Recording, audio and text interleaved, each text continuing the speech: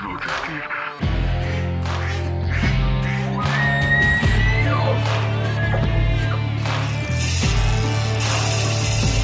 are now listening to the Outdoor Drive Podcast. All right, welcome back yet another week. This is episode 206, and this is your boy East Coast Trev with my good buddy, Mr. Madman Mardik. What up? What up, buddy? You ready? Ready for hunt stock, dude. We are on our way. I know, man. If you guys haven't already, or you probably should be on your way too. Actually, I take that back. By about the time they're listening to this, we're probably turning around to go back to get something that you forgot. Or you forgot. Eventually, we will be there. Yeah. I don't really care if I forget anything, honestly. We're just going. It doesn't really matter at this point. I know it's vacation for me, so the boys are fired up. Everybody's going to be there. It's going to be a good weekend. That's good. Is everyone going to be there? I believe so. Well, who knows? You never know. You can't. You never know. Hey, whenever it happens, it happens. I know that Lou will be there, so there is no more hashtag where's Lou. Well, allegedly. Hold on, it's not Allegedly. Yeah, we'll know when we get there, but we're gonna have a good time. I'm looking forward to it. Yeah, we're super pumped about it. If you guys haven't or aren't on your way or aren't coming or need something to do this weekend, we will be at Hunt Stock in Westminster, Massachusetts at the Wildwood Farms. So come and check us out. We will be there. Nor'easter Game Calls will be there. There's a ton of great people beyond the boundaries. August Rising, Northeast Big Buck Club, Bow Hunt Mass. There's just a pile of them. They're all there. Everyone's going to be there. It looked like there was Vortex and Quiet Cat. I mean, there's over 80 sponsors that are going to be there, so it's going to be a real good event. You guys should definitely come and check us out, and we will be there. And while we're on a ton of giveaways. Oh, a ton. They always give away something. There'll be giveaways of e-bikes and Moultrie camera is going to be there. I mean, this is a big event. I mean, this is it. This is the end all be all for hunting. There will be midget wrestling on Sunday afternoon. I think Brad Jarvis is putting that on. He decided to came forth and sponsored the ring. Oh boy! So we will have that there on Sunday. There will be midget wrestling. I think Steven's going to jump up in there. Bring your bows. Yep. There's a 3D course there on site. We actually have on staff midget wrestler ourselves. We have Lou. He's actually world champion midget wrestler, so we're gonna throw him in the rink on Sunday. He makes it. He's a legal midget. He's 4'6", Portuguese. He's fighting in the left corner, wearing blue. So we're looking forward to that. So that would be kind of good. Wearing Huntworth out of the blue corner.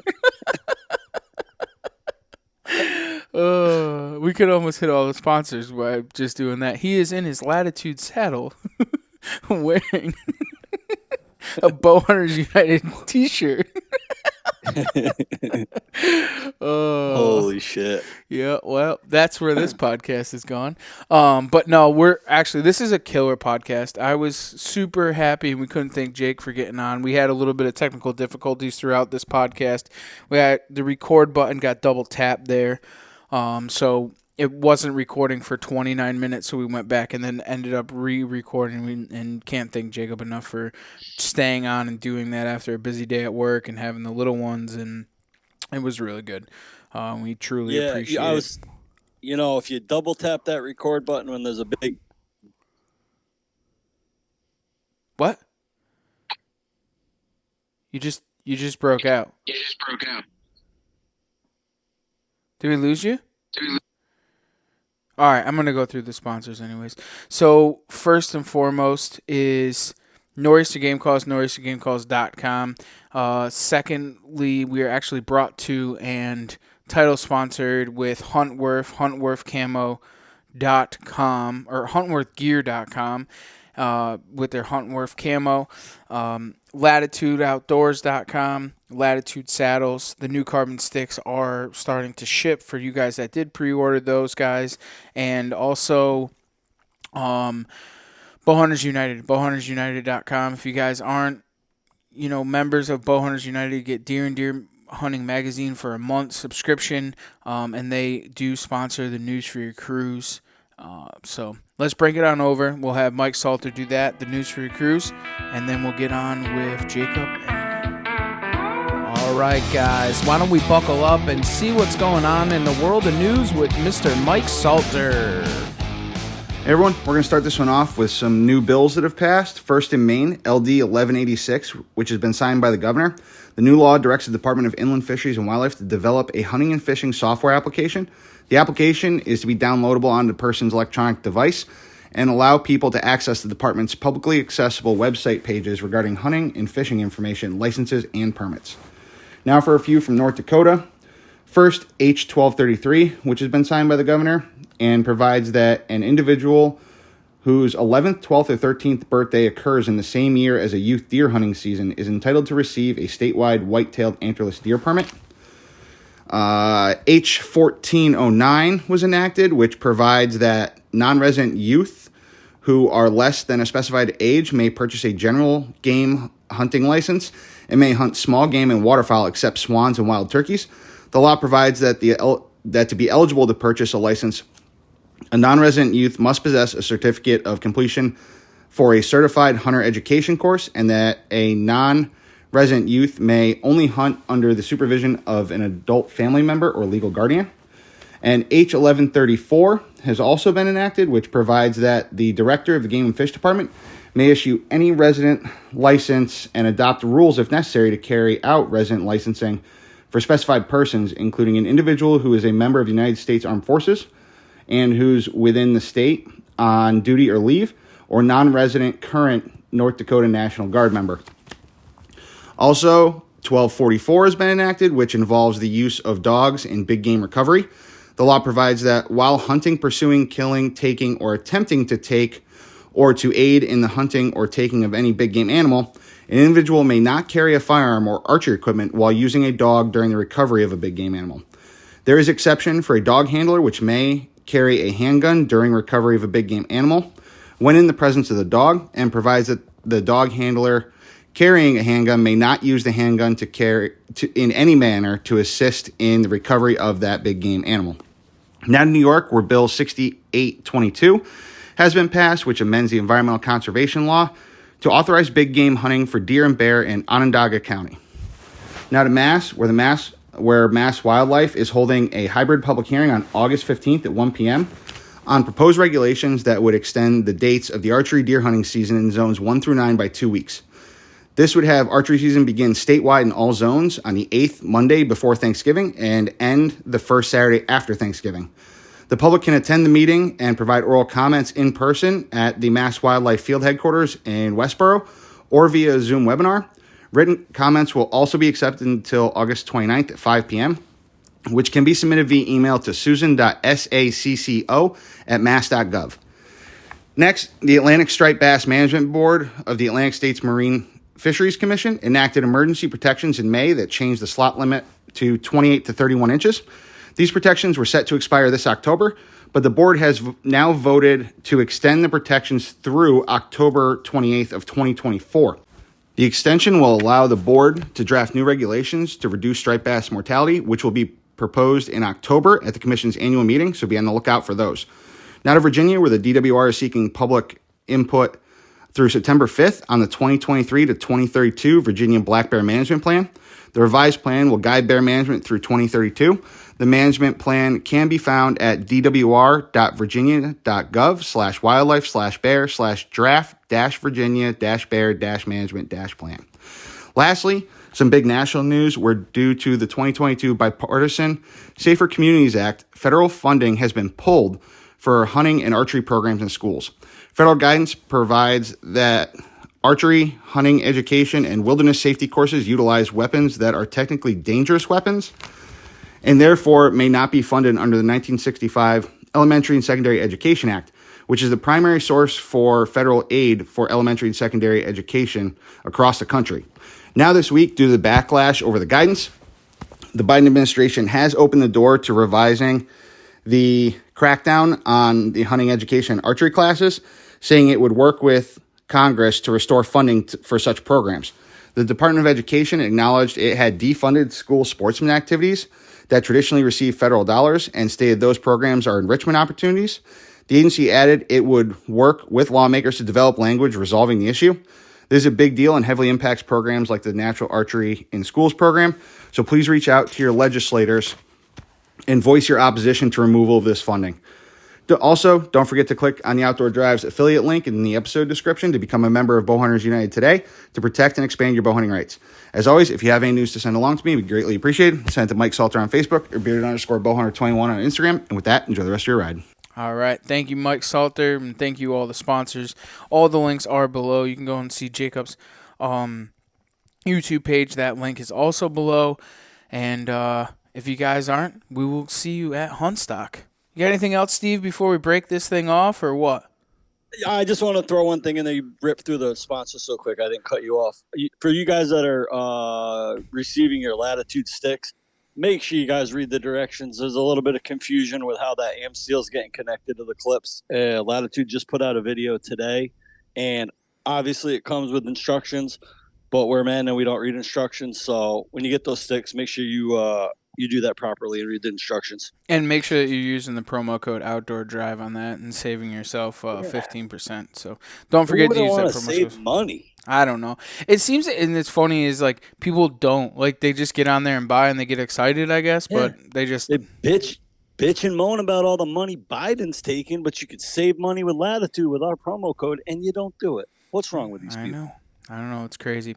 Well, I got to get going because we need to get ready for Huntstock, and I'm done talking. So we're going to turn the mic over to Jacob. What do you say, bud? Let it rip, potato chip. All right, we're back on the phone with Jake Emery. What's up, man? Oh, nothing, man. Good to hear from you tonight. Yeah, you too. It's great to have you on. I guess we can let everybody know that we had technical difficulties, and this is round number 2. You got a mouse in your pocket. I guess 35 minutes deep. Yeah. Well, man, why don't we'll skip all the BS, dude. Why don't we turn this key, man? Tell everybody who you are, where you're from, and a little bit about what you do, Jake. All righty. Deja vu. Jacob Emery. I 32 years old. I grew up in the small town of Calhoun, Kentucky. Kind of cut my teeth there, hunting with my granddad on a bunch of small permission properties for years. Lots of places under, 20, 30 acres, and kind of continued to do that all the way up to my teenage years when I could start driving and started getting a little more adventurous and dabbling in this and that. And I venture off to some public every now and then, get my ass kicked and put my tail between my legs and run on back to my little pieces of property. And I don't know, man. Ended up meeting my wife here a couple years ago and made the transition over to be a transplant Hoosier for a little while. We're always planning on getting back to Kentucky, but we got 3 kiddos. We have one together. Each of us have one from a previous relationship. So we've got 3 kiddos, which is where I started the DO3 Outdoors from, Dad of 3. Awesome. I think that's absolutely awesome. Now you're what, in Indiana now? Yeah. Yeah. Do you like the hunting better in Indiana over Kentucky? That information is confidential. Okay. Man, it's all the same to me. Yeah. I love it. I love both places. Both places have things about them that I just love. So. And you go back and forth anyways and hunt both of the states anyways, yeah? Or Oh yeah. There's no way I could ever go without hunting both states the rest of my life. because it's that like the Midwest hunting, of course, is obviously the better. Have you ever hunted anywhere other than the Midwest? I've hunted. Shoot, I got one of those little girly ass United States maps you can scribble off for every state that I've hunted in. And let's see, I'm just going to go from right to left: Maryland, Ohio, Indiana, Illinois, Kentucky, Tennessee, Alabama, Mississippi, Missouri, Kansas, South Dakota, and Wyoming, and some of those are deer and turkey. So And killed in all of those states? Now, hell no. Hell no. Well, you think if you were watching your YouTube page, then you've killed in all those states, and it's very simple. And No, it's definitely not simple. What did we touch on before? Talking about how the video is just a short part of the success, and it just looks like everybody's just knocking it out of the park, and that ain't the case. no, it's not the case at all, because you know, when you watch the video, everybody thinks that it's all this glory and that anybody can go and do such a thing.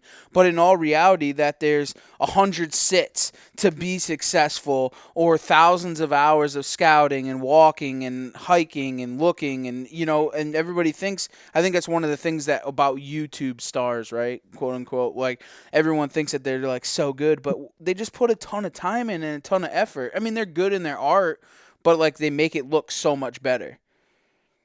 Right. It's like I was telling you guys earlier. You watch these guys fishing on TV, and they're catching a fish on every cast. It just ain't the case. They're just cutting and putting it all together, and it looks like they're just wearing them out. And that's which they normally are, anyways. But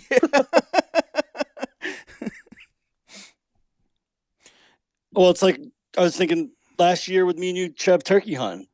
Everyone thought we were just laying them down left and right. Nobody saw the hundreds of miles I put on my truck and every piece of public we hit between each bird. All they saw was the grip and grin here and the grip and grin there.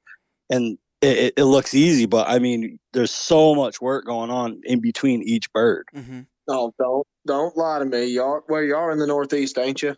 Yes. Yeah. Oh, yeah. You're hunting them old Rio Easterns up there. Goblet freaking pots and pans, banging them together. I know how it is up there. I've done seen the videos on YouTube. Come on up. Oh, man, I'm coming next year. 110% I am making that trip. I'm excited. Well, I mean, we're allowed to kill 5 birds a season. Jesus Christ. So wouldn't you know that there's a lot of birds here because we can shoot 5 a season, right? No. Oh, man. I got a question for you. Where did the whole filming thing for you start? Like, where did you cut your teeth in filming, and what made you want to get into filming? I would say around the 2011, 12, 13 mark, somewhere there, I got approached from one of my great friends, Stephen Fuller with the Hunting Grounds. A little plug for his channel. He's a great mix of some public and private and land management.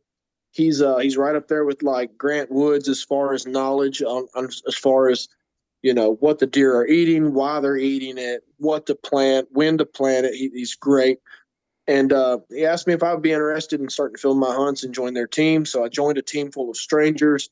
And to this day, even though I'm not a part of the Hunting Grounds anymore, I consider all those guys over there my brothers, and I'd do anything in the world for them. But I've been, dabbling with a handy cam from that point up till like 2017, 18, when the cameras on our phones started getting pretty legit. And, filmed all my hunts that you see on YouTube. Almost every single hunt on there was filmed with a cell phone, a GoPro, or a handy cam. And then just recently, somebody told me, like, man, you're right there on that breaking point. If you could add just a little quality in there, you might be able to do something. So we're going to try it this year and just see what happens. My biggest thing is, I see a decent rack coming through the woods. I just go dipshit mode, like, screw that camera, I'm killing this deer.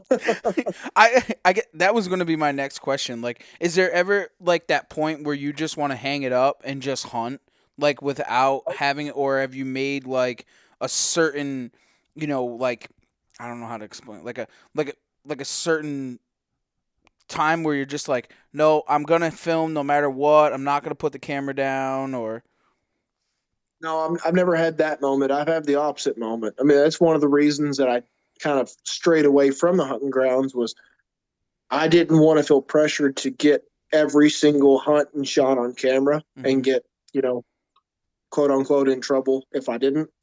And then, you start seeing like the views you're getting with it, and then the monetization hits, and It's just fun to interact with everybody. So then it's like, oh yeah, I need to be trying to get this on camera. So from this point on, I'm gonna try I'm gonna try. a little bit harder. He said, "I'm gonna try." He didn't say he was going to. He said, "I'm gonna try." Which it's. That's right. But have you ever had the moment where it ruined a hunt for you though, filming? No, I don't let that happen. That's not going to happen for me. If I even remotely think that deer is going to catch me fooling with that camera, or I'm going to be put in a bind, or I'm going to run out of time, it ain't happening. And that's why I like to keep like my second angle above me. Mm-hmm. So let's just say I'm filming with my cell phone on a little arm, and I've got this buck. He's 100 yards. He's coming, or he's 75, whatever. First thing I'm doing is I'm keeping my eyes on him, and I'm reaching up behind me and hitting the record button on my GoPro. It'll turn on, start recording. Now I've got this overview of me getting my shit ready and focusing on what to do. So even if like I get a little bit of footage of that buck coming in, but I'm not going to get the shot, I got to make it happen. I still got my view from up top. It's something. And there's an appreciation. I feel like we talked a little bit earlier about overproduced, just super cinematic hunts. There's a time and place for those, and I love watching them. Like Heartland Bowhunter is one of my favorite people to watch, and their YouTube numbers are sickening. They should have way better numbers than that, in my opinion. And I think it leads back to these guys are watching, I don't want to say people like me, but these blue collar dudes that just live for this crap, that go through the struggles of, trying to get this on film, and they don't have all the time in the world to go hunt. They don't have a cameraman sitting there doing all the work for them.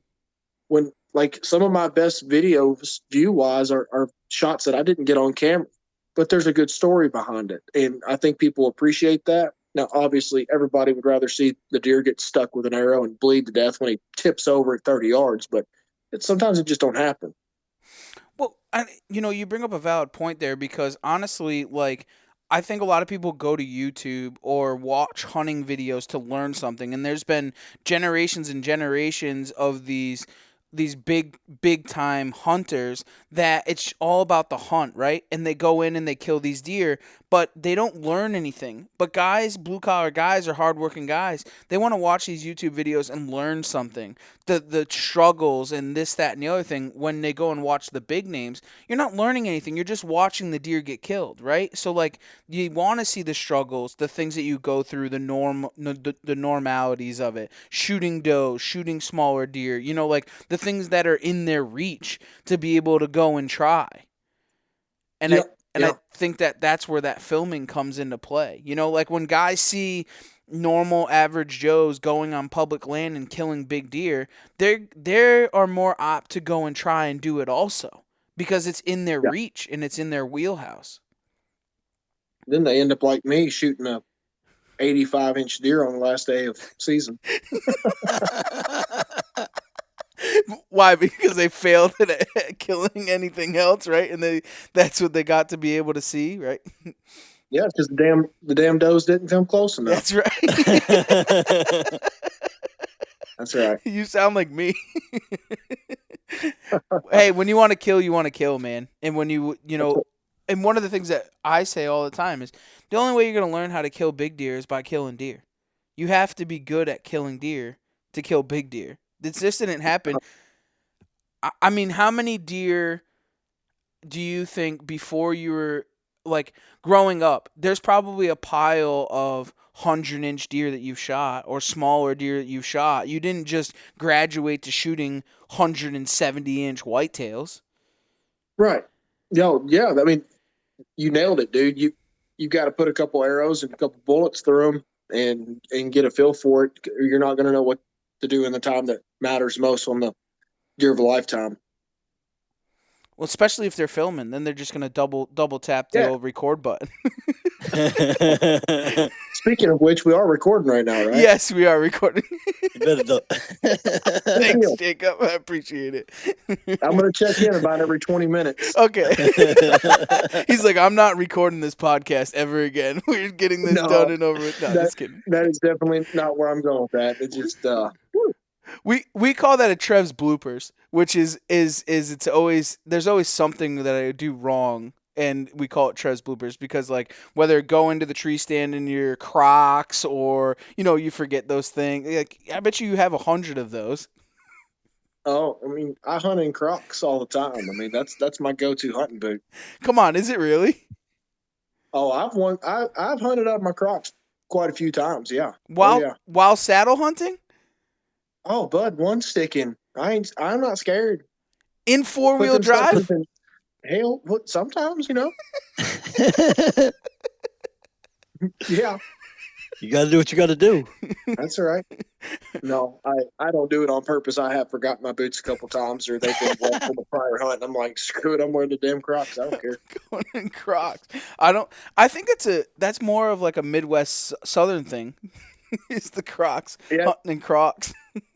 Yeah, I see that. Uh, well, I bet you with being in water entry, it's probably an easy thing for you to do. Yeah. I do like to wear them on the kayak. Um, and I'll take both my dry shods and I'll take like my hiking hunting boots, which right now I'm running some Kinetrex. But one of the prize packages in the film festival was a brand new pair of Zamberlin boots, so I'm pretty damn excited about that. Getting off on a tangent, I take my rubbers and my leather boots with me, based off of where I'm going to hunt or if I got to get out of the kayak in the water. I've always got both with me, but a lot of times I just wear my Crocs unless it's like super cold. Obviously, then I'm throwing something else on. But What kind of made you get into the whole water access for deer? Like, what is the reason for doing such a thing? so I'm actually writing up a piece right now that I'm gonna propose to a couple different magazines and see who bites on it. But it's like a water for whitetails, so to say, article. And my dad has been an Ingram barge pilot for years now.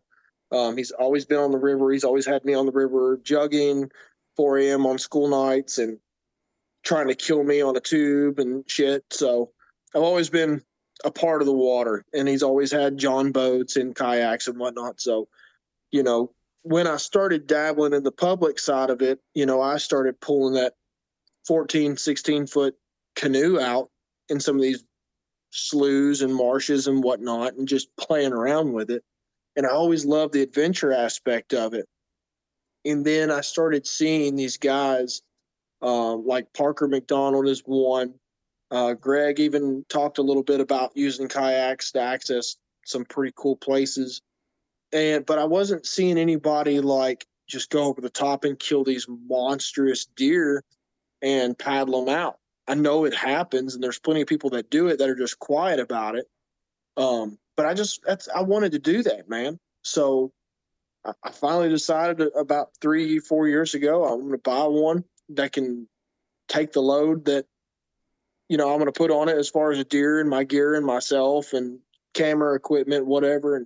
And I'm going to run with it. And it took me a couple years to get the hang of it, but it's been clicking for me lately. Was there a certain kayak or certain features that you were looking for when you were looking for a water access kayak? So I wanted, like I said, I wanted that like dreamy, like footage of the deer on the front of the kayak. Like, I'm not even going to beat around the bush. Like, I wanted to get to these hard to reach areas, but I wanted that dreamy freaking picture one day. And so the big thing for me was surface area, to where there's enough room for me to lay a deer there and put myself in the seat and put my gear behind me.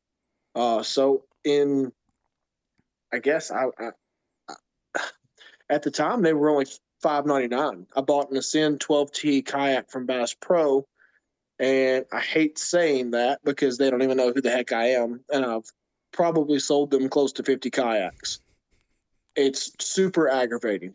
And, we've talked a little bit in the previous podcast that we weren't recording on, just like sponsors and partnerships and things like that. Like I don't like to have those unless it's a real relationship with that person or company. We've met, we've talked, we like each other, and I believe in your product. And like, I reached out to New Canoe. Like, I'm not even scared to say it. Like, hey guys, like, this is my resume. Look at some of these deer and look at these stories I'm getting published in these magazines. And I think like I could possibly be a great addition to y'all's team. Like, I threw out this big pitch, and I don't put myself out there ever, like, for things like that. And I was so excited. I'm like, they're going to gobble this up and be like, oh man, it's like, we got to get Jacob a New Canoe. No, nothing. Nothing. Not a thing. I'm like, oh, my spirits are hurt so bad. So I was like, and I'm like, whatever. I'm sticking with the Ascend 12T and running with it. I'd like to have a canoe. I'd like to get my hands on like a 14, 16-foot canoe, and I want to cut it, maybe not in half, but, transom up the back and have that square back where I can put a trolling motor back there. But I've got like more room for stuff in front of me, maybe a little bit more stable. But that's a funny thing is I spoke at the Mobile Hunters Expo in Ohio a couple years ago on water access, and everybody just want to talk like kayak. It's not always about a kayak. Water access to me is using the water to move in on the deer, and that could be a John boat, it could be a damn jet ski if you're ballsy enough. It can be a pair of hip waders, and I've used them. Not all, but I've used a few different ones to move in on these deer and make it happen. And, you bring up a very valid point where it's not, when you do think water access, it could be a pair of hip waders to get across or down a river system to get to wherever you need to go, so that then you're getting in. And one of the other things that we talked about before was the scent control aspect of it, by having the water access to get into these places and not put the scent in those areas to have those big mature bucks come in and not cross your path. 110%. And just being able to get away with multiple scents in the same say-so area. Maybe not the same exact spot, which you can, but man, using that water just lets you get away with murder literally multiple times. Now, do you find that a lot of these deer, they feel secure around the water? That's why there's big mature bucks in these water areas? Or is it just an easier play to get on a mature deer in these water areas? So there's 4 things that I feel like make the water work for us and for a mature buck. It's got a water source, obviously, for drinking. Now, I don't believe that big bodies of water pull deer in for hydration, but I do believe that the more of it around makes them feel more at home and not have to search for it as much.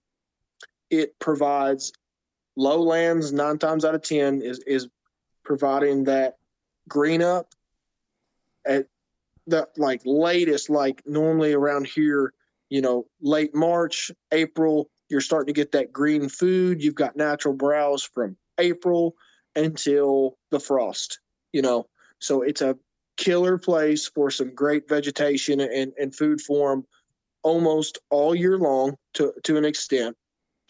And I really believe that them bucks, the more they're pressured, especially on public, that they feel the more water that they have between us and them, they feel just better about it. And they act more like deer should act, so to speak. It's like everybody talks about elk and whatnot. If you go a mile off a road in Colorado and a drainage and bugle off in it, you're going to be brokenhearted. Now, if you have somebody backpack you in 10 miles in the freaking wilderness of Wyoming, you might not even be able to pull your bugle tube up to your mouth before you hear one ring off because they're back there acting like elk. So I feel like the water gives them that natural feeling of security. It gives them, water, and it gives them food year round. And the biggest thing for me with water, and I think when you see these people that are hunting water, killing these big deer, I think it's because my main go-to tactic the last couple of years is making the deer come to me. And that means, finding that golden pinch point and getting in there at the right time with the right wind, the right setup. And it's like you hunt that same spot 3 days during a prime time in November, it's almost a golden. It's a given chance you're going to see at least a decent buck in the right, state, right area, given the surrounding topographical features, crops, whatever. I could go on and on and on. But water creates pinch points a lot. And I feel like I've been really good at capitalizing on finding those pinch points and putting myself in a position to where that deer has to come within 25, 30 yards of me, and I'm getting an arrow in him. So what do you, like, when you're looking on the map, what kind of things are you looking for? Like, if you were to pick a new spot, say you're going to go to a new state and you're looking at the maps that have water, what are some of the key things that you're looking at to make yourself successful in a water access spot? I like to find multiple water features and say like a really obvious dry section of land in between them. So, for instance, like one of the spots that I hunt in Indiana, I've got this really big slough in front of me, and it's got like multiple water features around it. It's got a small ditch. Say, if you're looking at this on a map, to the north, there's a really large slough. To the left, there is a ditch. And to the south, there's a creek. And them deer have to use that little buffer of land during November when they're cruising, just constantly looking for does. They have to use that little buffer that I call the island back and forth, back and forth, back and forth to avoid crossing that creek, which is normally 7 to 8 feet deep, or going through that nasty, sticky slough mud and water. And they're just not going to do it when they're trying to cover ground quickly. You know what I mean? Now they'll cross that creek, here and there. The deer I shot back in there in 2021, it sounded like a 400-pound dude did a cannonball chasing that doe across the creek. But really just two decently large bodies of water that push them deer down to a certain small surface area that they have to come through. And hunting close to the edge of the water is key. And what makes it key? To me, it's being able to get out of your kayak or out of your waders or whatever you want to say, just staying in that water until you're ready to climb the tree. I say tops, and I know people will argue with this, but 40 yards is like a good number to me. Like that's a max that I like to get out of my boat and climb a tree. I've got places in Kentucky that I will get out and walk a mile. And it's just because that's saving my legs. But when I'm specifically using that water to pinch down and get them deer close, I want to get out of my kayak, up a tree within 20 yards, make sure that I'm positioning myself to where that water is pulling my thermals down. You can't always get it perfect, but in a golden situation, if you can get that water close to you and the sun over the water, I mean, you're bulletproof, especially in a light variable wind. Your thermals are always going to pull over that water. We talked earlier before we were recording about how if you can get some moving water, that like constant like stream or river or whatnot, that right there is going to trump almost even an 8 to 9 mile an hour wind, especially if you're hunting super close to it. It's almost like a little jet stream, so to speak. What is the damn movie? Finding Nemo. Yeah. You know the damn like the turtles and whatnot that Yes. they get off at the exit? Yeah. Like if you jump in that, you're gonna get sucked that way. So if you're real close to that water, that natural breeze that's flowing with that water is pulling your stuff way downstream. Now that's not to say that buck isn't gonna come, downwind of you close to that water and scent check that area, because they will. Jake Bush told a story on a podcast we did together a while back about how he got busted multiple times doing that. So get those situations, you just got to rethink your setup and get down there where he can't do that, so to speak. And so that's where you're going, that 40 yards off the water, because then now you're pinching them in between you and the travel corridor instead of them being able to get back behind you and come in, right? Exactly. Well, 40 yards max. I mean, my goal is to, if I want to be perfect, I want to be able to pee into my kayak from my saddle, Then there's no scent. You have no scent on that ground, and it's completely you're like a ghost in there. Nobody will ever see you. They can't smell you. They never even know that you existed. Very true. So all right, say for example, you're going out of state, you found this ideal spot and you go in there. What kind of sign are you looking for, or are you even looking for any type of sign? You just know it's a pinch point. So here's where you gotta turn your layers off on Onyx or Spartan Forge, whatever you're using, because everybody gets closed minded on like that public line is just like that's it, that's all they use. That's not the case. Correct. So I find that pinch, I'm zooming out. If I've got good food, ag wise, if I've got good security and I've got very little access, I am ready. Now, a lot of times in lowlands and stuff like that where I'm killing some of these deer, you're not going to find a lot of sign. I have one scrape in my Indiana spot that I can count on, that I could put a camera there and get pictures of most of the bucks that are coming through that area. But you can walk for half a day in there and you won't find another scrape. There's no rubs, and it's sometimes it's pretty damn hard to determine a big buck track because of how wet it stays. They slide, the track gets longer, it gets washed away. But other than, if you can find a good dry spot somewhere and catch his track and whatnot, his track is his signature, they can't hide that. So I don't get down in the dumps if I hit one of those spots and I'm not seeing the big, so to say, big buck sign.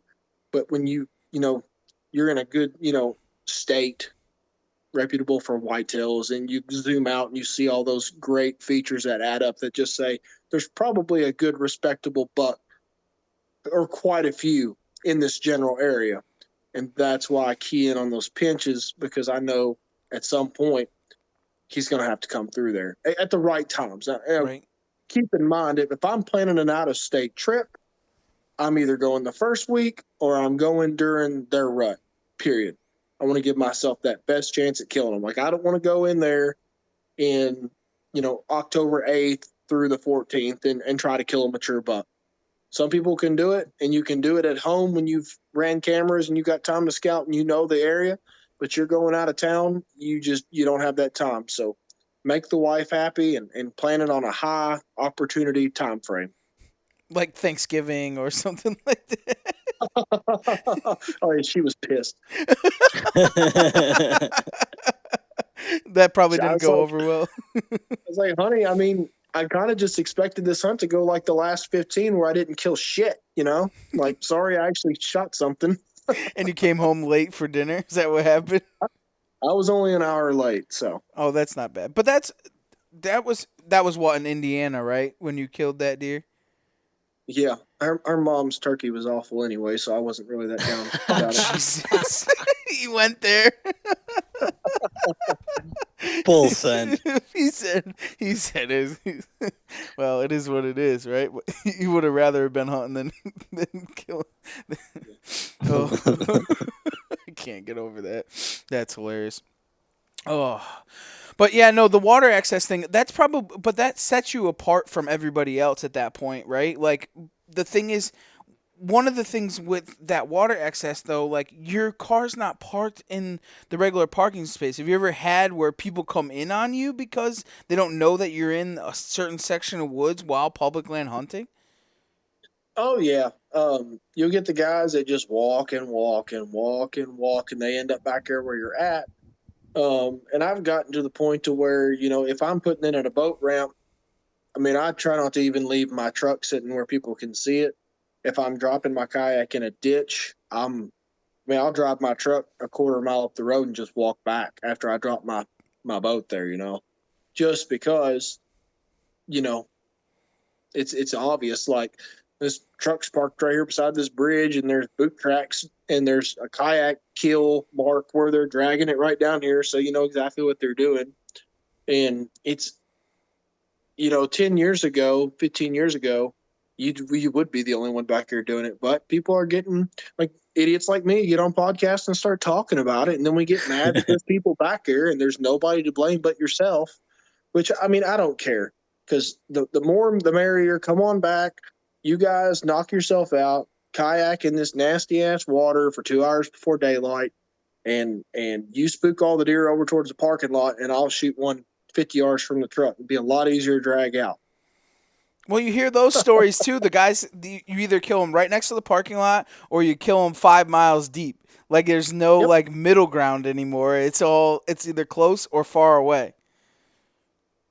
It's very true. And the deer adjust to the pressure no matter what. So the big thing with some of the things that I do is reading the pressure and reading the people.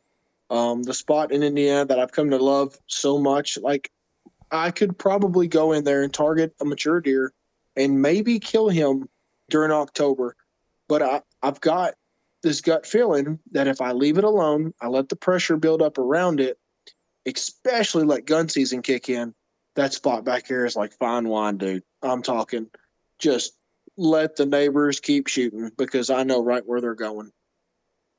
That's smart though. That's super smart that you're not only playing to the deer, but you're playing to the pressure around the certain areas, because people put the pressure on those deer and you know exactly where they're going. It's like when bird season comes in here, pheasant season comes in here, you hunt on the back side of these pheasant hunting areas, and where'd all the deer go? They go in the thick swamp behind the pheasant hunting areas because these guys are pushing them in there. And some of the best areas are the upland, the back sides of upland bird areas. Oh, we don't have no pheasants around here, so I wouldn't know nothing about that. Oh. Get Yeah. into a little covey of quail every now and then, and you shit your pants, and that's about it. Yeah, we have like they stock them, right? So the state will stock the pheasant in these areas, and then there's like little bird fields, or they'll stock them in these wooded areas or whatever. But they'll go in there, they'll run their dogs, they're shooting their guns constantly, 3-4 days a week, and then you go on the backside of these swamps, on the backside of these public areas that have the pheasant hunting, and they're loaded with deer. And everybody would think this. This is what people think. People think, oh, well, they pheasant hunt there all the time. All the deer are going to be scared. Well, the deer didn't just like get on UFOs and disappear. I mean, they got to go somewhere, right? I mean, like they're going to be in the worst of the worst in the back of the big swamps and stuff. I mean, that's where they go. Yep. Which is the same as what you're trying to hunt too, right then and there. Right off there. So, oh. Well, what do you think? Like, if you were to go to, say like an area that wasn't water access, what would you do to try and to get on a big mature deer in there? Well, like I said, I want to go in that good time frame and just use different tactics than other guys, and spend a couple days, maybe a day or two, really scouting and scouting the people. Try to find something overlooked. That's a big thing for me. If you can find something that maybe somebody's not doing, I'm talking like you look at a block of WMA and you've got 1,800 acres right here, and you've got this little 200-acre tract that's close to some houses and right off the road, and there's never a truck parked there. Why not go check it? Absolutely. I mean, that's. I was going to say something else. Now I lost my train of thought. Boy, I'm toast for the night. Yeah, we're all on the same page, man. It's the grind, and it's not even the grind hasn't even started for us. Like the grind is more or less during the working time than it is the deer hunting time, because our minds are on something else. It's part of it. It's very, very true. Very true. What are you doing now? We talked about it earlier. What are you, 16 days out? When do you open at home? Kentucky opens September 2nd this year. But I'm going to head down and hunt that 3-day velvet hunt in Tennessee, coming up on the last weekend of August. So we're not very far out from it. 16, 17, 18 days, something like that. It's getting closer and closer. And my mind is drifting away from everything I'm supposed to be doing at work to just get me the hell out of this place and let me go chase a whitetail. What do you do going into that hunt? Like, what on the early season velvet? Is there something special that you do to put yourself in a position to be able to kill a deer? Not really. we talked earlier about this. It's a camaraderie team hunt. So the hunting grounds guys come down, a couple other guys. You guys heard of the Southern Outdoorsman podcast? Yeah, absolutely. So Jacob Myers comes down, and he's actually the person that invited me on that hunt it was just me and him that started going down there, and been going every year since. And really, it's like we know the area already. Finding the deer is tough because they're disappearing like literally before our eyes with the disease and the long gun seasons. And sure, there's some poaching going on because deer are getting harder to find, so people are getting desperate. Um, it's hard to find a big deer down there or a buck in general. Like there'll be 8 or 9 or 10 of us on this hunt, and I guarantee you, you can call me in 20 days, and I'll tell you we seen like 2 bucks between all of us. That'll be it, and it's miserable. It's hot. It's nasty. Our wives are nagging us to come home. There's mosquitoes the size of hummingbirds. It's not a fun hunt. It's just fun to see all your buddies and friends and share camp. As far as preparing for this hunt, I like to smack my face a little bit and my neck, whatnot, and get used to those motions. I'm just teasing, but yeah, the mosquitoes are awful down there. There's really nothing other that we can do but to get there a couple days early and just kind of put together what we're finding, what crops are where, and that first day we're sharing info. Like this is not a ego hunt. There is no information hidden from anybody. We're all out there for each other. My good buddy Taylor Philpott is the reason this deer right here back here behind me is on my wall. Because last year, he spotted 2 bucks crossing a road before daylight. He tried to get in front of them and kill them, didn't get a chance. It was the last afternoon of the hunt. Brought all of us in, 9 people, demised a plan to get in and possibly get a shot at one of those deer that afternoon. And even then, it wasn't going to happen because the deer was just too close to private. And I wouldn't call it a deer drive, but Taylor was smart enough to shake some limbs and get this deer to leave that private field. And he just happened to come by me trying to sneak out of there. So it's a really selfless hunt. It's a fun hunt, getting to see your buddies and play pranks and tell a couple lies. But as far as preparing for it, man, there's really not a lot that we do just because of how many years we've been going down there, You just get down there and just see what the sign is and what's going on and just hunt it like men. Pray to God you spot one the day before season, and pray to God he shows up there again the next night. And do you think that the lack of deer there is just because everybody's kind of on that hype of a velvet deer, an early season velvet deer, and a lot of people are going down there, or? No, I think it's the disease. The area we hunt is the chronic wasting disease, and it's a legitimate thing. The deer numbers have just dwindled and dwindled and dwindled since we've been there. I think a lot of people do go to Tennessee to get that velvet deer, but I'm not seeing a lot of deer killed on this hunt at all. Like, the public community is pretty out there, and they're not scared to like post what they've killed and whatnot. And I've been fortunate. I've been down there 3 years. One of the years my son was born, I couldn't make it. Dang him. And well, no, dang you for having a kid during that time. That's what I get for not counting backwards to 9. But anyways, no, I want to say, shoot, where was I going with that? My wife just texted me. I lost my train of thought. It's all good. We were talking about how just going down there and how senseless it is, like just going down there and just hunting. I think the disease is killing the deer. I think that their extremely long gun season they have that starts in October and lasts to like February or something. It's just getting a lot of deer killed. And if your deer tests positive for CWD, like you get another buck tag. Oh. So everybody's just shooting whatever. And I'll go ahead and tell you, I better not see a spike opening day because he's mine. Because you're down there hunting with the boys. That's right. Yeah. He's going down. Yep. And you would rather be in Tennessee than hunt the Kentucky early season? I'm hunting both because it's Oh crap, that's right. Yeah, because that doesn't start until September. Right. Yeah. And but That's the cool thing about that Tennessee one. It's only 3 days and it's before everything else. So it's really a no brainer to not, you don't have to pick your dates. They already picked the 3 days for you. You know you're going to hunt those 3 days. Yeah, that's very true. Delaware's the same way though. Delaware early season's like that too. It's a Yeah, week long. I've heard that y'all have a velvet season, but not everybody thinks about Delaware for a big buck state, which maybe they should be. Easy. Oh, Jacob's got to go there.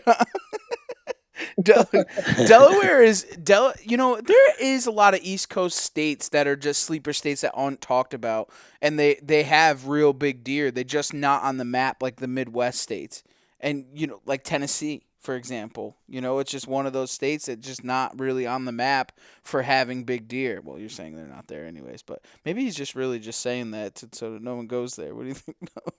Come on down, I'll show you. I'm telling you, no, my two of my best deer have come from Tennessee. One of those being Middle Tennessee, and the other one was West Tennessee deer, which is the one that's back here behind me. But there's big deer just about everywhere. For years, I always thought like Alabama, like I always see 100-inch deer, and I'm like, there's an Alabama booner.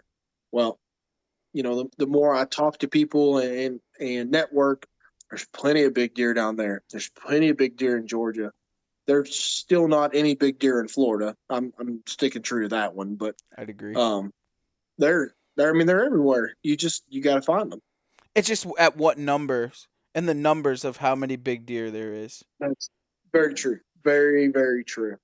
It's because like the Midwest states, and I hate picking on the Midwest states, but like they everyone says, oh yeah, there's a 150 behind every tree. No, but there's 1,000 120s where if you were to shoot a 120 in a northern state, that's like if you're shooting a 120 to 130 every single year, like you're really doing something. But in a Midwest state, that caliber goes up to 150, 160. You know what I'm saying? Like there's just not the square mileage of the population. There's not as much.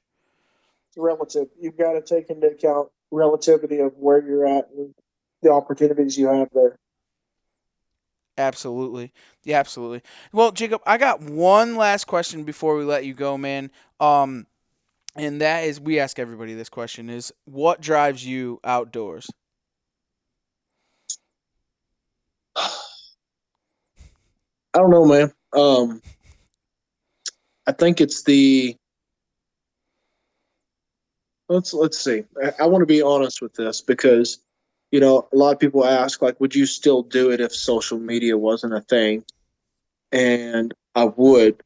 But it is fun to interact and share stories in these hunts with all the people that enjoy watching.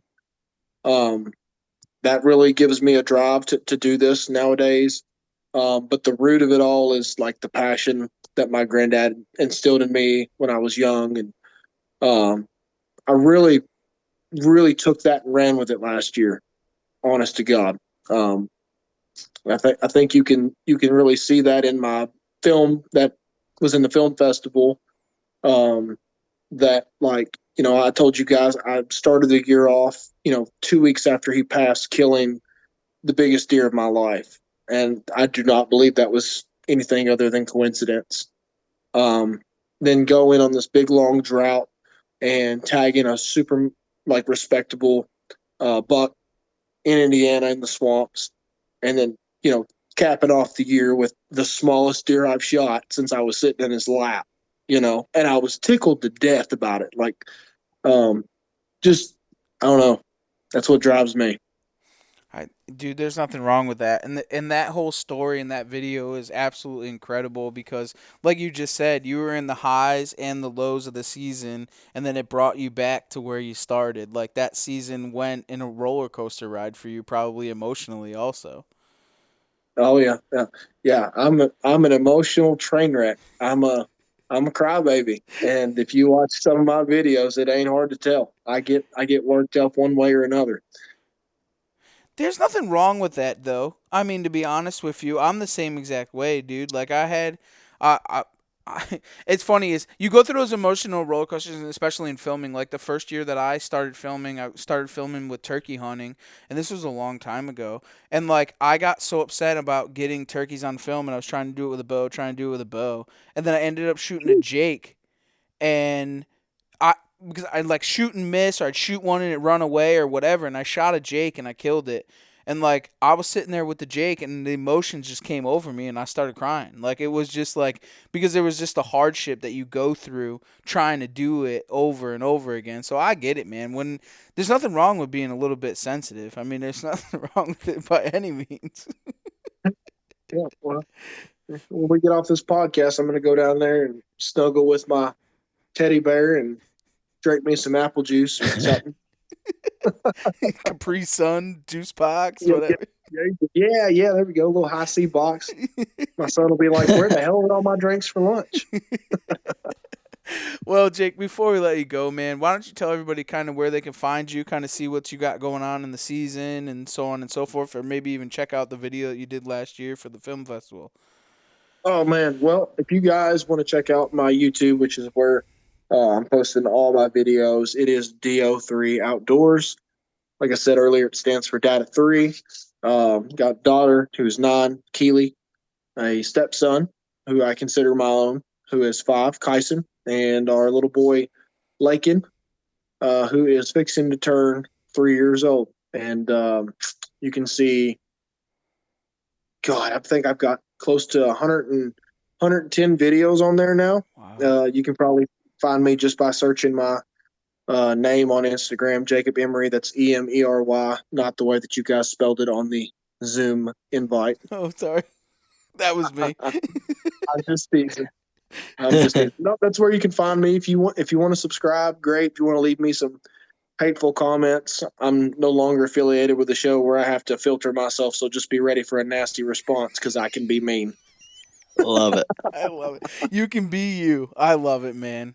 That's I, right. I really do. Well, I hope everyone goes and checks you out, man. I hope you have a great season, especially starting down in Tennessee. We're looking to see how you do down there, man. Have some fun. Hopefully, shoot a big one, hang out with the boys, mess around with them. But and we can't thank you enough for coming on the show. We really appreciate it and having to do it twice because that's never fun. But No worries, man. absolutely. And for everyone else, thanks for taking the ride right here on the Outdoor Drive.